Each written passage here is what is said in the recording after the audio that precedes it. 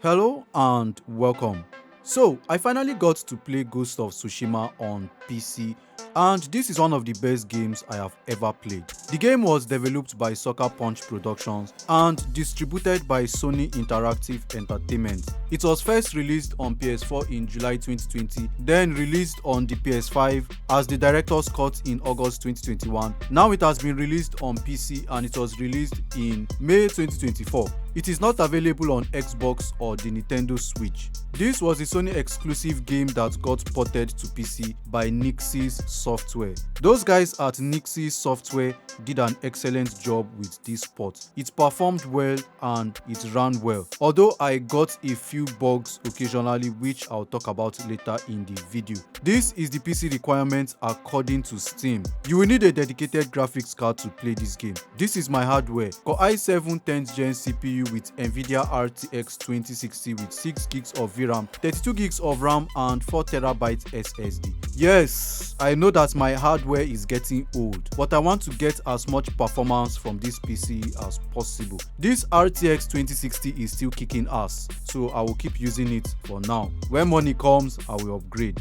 This game was well received by gamers and it got very positive reviews. But is this game overrated? Is the game worth all the hype and the ratings and all that? Well, like I said at the beginning of this video, this is one of the best games I have ever played. Now let us talk about the gameplay. Ghost of Tsushima is an action-adventure open-world RPG. If you've ever wanted to be a samurai in feudal Japan, this is the game for you. This is the most samurai game I have ever played, and I love it. Like every other RPG, you unlock different armor and weapons, and you can upgrade your armor and weapons. Your primary weapons are your sword or katana and your bow and arrow. You also unlock other weapons like the kunai, the smoke bomb, the poison darts, hallucination darts, and so on. When it comes to the armor, each armor has different perks.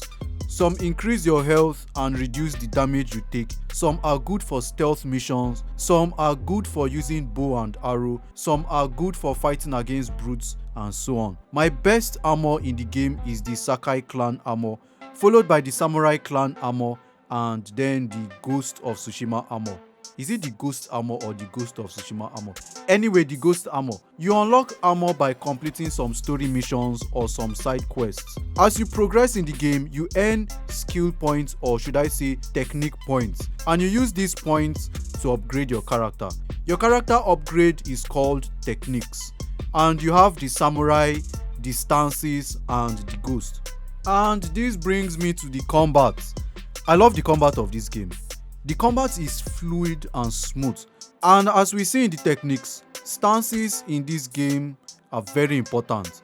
Different stances are used for different types of enemies. The stone stance is effective against swordmen. The water stance is effective against shieldmen. The wind stance is effective against spearmen, and then the moon stance is effective against brutes. What I love about the stance is that you switch stance instantly during combat according to the enemy you are currently fighting. Just hold down the button and select the stance. You don't need to go to the menu and select a new stance. Just switch as you fight. So smooth. Your character has something called resolve. Those yellow circles you see at the bottom left of the screen. Is that yellow or cream color? Anyway, you gain resolve by killing enemies or parrying. You use the resolve to heal your character or to perform some special moves. You increase the number of your resolve by finding and cutting these bamboo sticks. You can also increase your health meter by finding and resting in hot springs. You can challenge your enemies to a standoff, and I love this feature. You challenge them and wait for the perfect time to strike, killing your enemy instantly. If you miss your strike, you will take heavy damage. You can upgrade standoff. It increases the number of enemies you can kill during standoff. There is also something called horse charge, where you charge your horse at your enemies, killing them or disorienting them. You unlock this horse charge skill by playing the Iki Island expansion. I love the combat of this game. Horse charge, standoff, changing of stance while fighting enemies. The stealth missions are just smooth. Normally, I don't like playing stealth missions. I don't like stealth games. This is one of the rare cases where I love playing stealth missions. The way you take down enemies And when you upgrade your stealth abilities, you can stealth kill multiple enemies at the same time. Like, oh my god.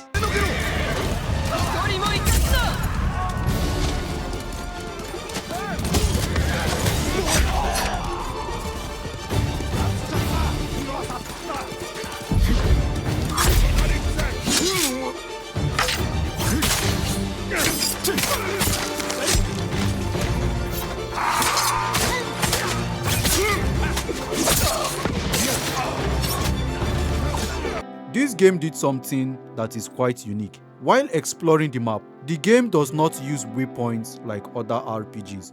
Instead, it uses something called guiding wind. It basically uses the wind and the environment to guide you to where you are supposed to go. And as you are playing the game, like if you track a location on your map, when you are close to that place, you will see a yellow bird flying and leading you to that place. If you don't know about this, you will keep running round and round and round.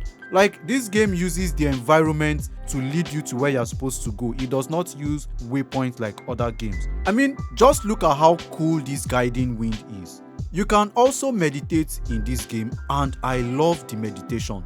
The calm music that plays in the background, the atmosphere while you are meditating, I love it. Like, the people that made this game, oh my god. Anyway, I even had to look for the meditation music online to use it as my own meditation music in real life. I mean, just listen to this music.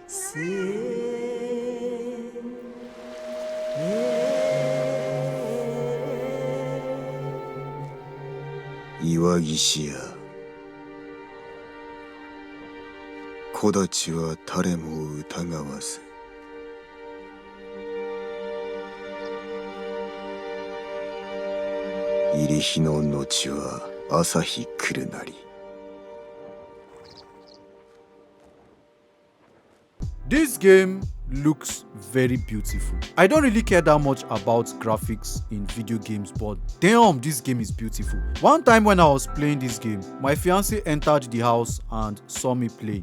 The first thing she said was, this game is beautiful. Even when you set the graphics to medium, the game still looks amazing. There are times when I'll stop for a while, like when I'm exploring the map, I'll just stop for a while and just admire how beautiful the environment is and how beautiful the Japanese landscape is. And talking about exploration, the world does not feel lifeless and dead. There are things happening on the map. There are people around, random enemies to fight, things to discover. You know, it is not like all those other RPG games that the map just feels dead. But if you don't want to explore the map, you know, if you don't want to spend time going around, you know, discovering things and stuff, you can always fast travel to locations you have unlocked. The story of Ghost of Tsushima is very amazing. You play as Jin Sakai. Is it Sakai or Sakai? You play as Jin Sakai as he fights against the Mongolian invasion of Japan. There is the main story missions and side quests. The main story missions are great, and the side quest missions are also great. Even the very short side quests are fun to play, in my opinion. Apart from the story, the voice acting was excellent. I set it to Japanese audio and enabled subtitles, just like how I prefer to watch my anime. I prefer the Japanese audio. I don't like hearing the English voiceover. It just feels strange. It just feels off. Listening to the Japanese voiceover is just how I feel like I'm supposed to play this game. 止まれ浪人。何用で参った。浪人ではない。酒井仁と申す。侍？ならば御前に会われよ。麦谷の佐藤佐だ。さあ、こちらへ。What about difficulty? Ghost of Tsushima is not a challenging game, at least for me. I played on normal difficulty and I was cutting through this game like butter, although I died a few times. There are times when I experienced some difficulty spikes, but overall, this game is not hard or challenging on normal difficulty. The bosses are also easy to beat. As this is an RPG, make sure you upgrade your stuff like your weapons, your armor, your skills, your stances and all. If not, some enemies would wipe the floor with you. Speaking about upgrades, you don't have to grind for eternity to get materials for upgrade. This game is very generous with upgrade materials, and Ghost of Tsushima has good progression system. Can you replay this game, or is there new game plus? Yes, there is new game plus. You unlock new game plus by completing the game. That is completing the main story, completing the game. You beat the game, you unlock new game plus. I have unlocked new game plus because obviously I have beaten the game, but I have not played on new game plus yet. I am still trying to find all the findables. I am still trying to discover all the discoverables in my first playthrough. This is the kind of game I am always eager to return to play. There are games that feel like a 9-to-5 job. You don't like the game, but you feel like you must play it because you bought it and you don't want your money to waste. This game feels like a game. That's a strange thing to say about a game.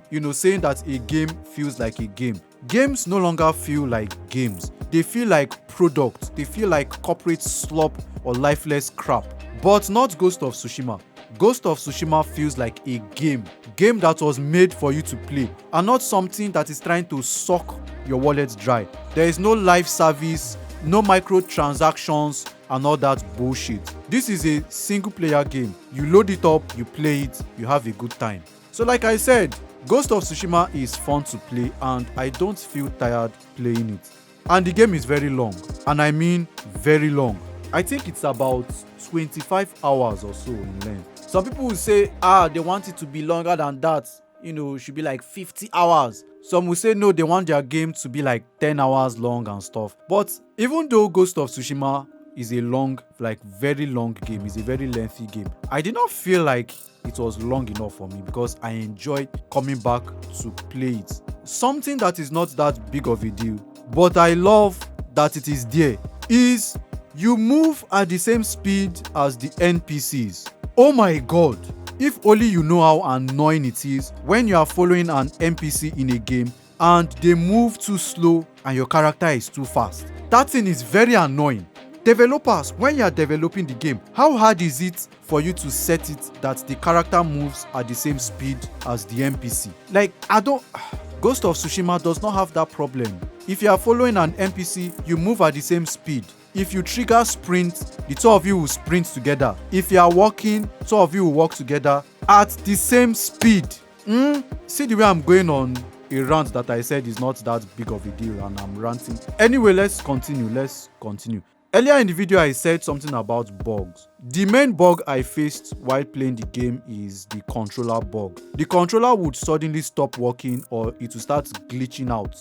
I'm trying to control the character, it will move a little and stop. It was misbehaving. I would have to restart the game before it fixed the problem. I don't think it is my controller because I use Xbox Series X controller and I was having the issue. I used Xbox One controller, same issue. I even used Xbox 360 controller, same problem.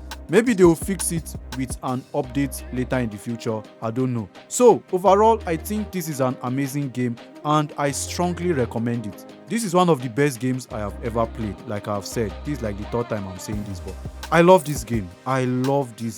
I rate Ghost of Tsushima jollof rice and chicken over 10. I love jollof rice and chicken. That's why I'm rating this game jollof rice and chicken over 10. Jollof rice makes sense, chicken makes sense. Jollof rice and fried chicken over 10. So let me know what you think in the comment section below. Have you played Ghost of Tsushima on PC or PS4 or PS5? What do you think about the game? Do you think this game is overhyped? Do you think this is a masterpiece? Or do you think this game is trash? Do you hate the game? Do you love it? Let me know all that in the comment section below. And as always, if you enjoyed this video, don't forget to slap the like button I have a gameplay channel where I post gameplay of some of the games I have played. I have not been posting on this channel for some time because I have been busy doing some things offline, but I will try and post frequently because work and stuff are just becoming too much. I also have a music channel where I post some of the songs I have composed. Feel free to subscribe to listen to some free music. Also subscribe to this channel if you have not subscribed, and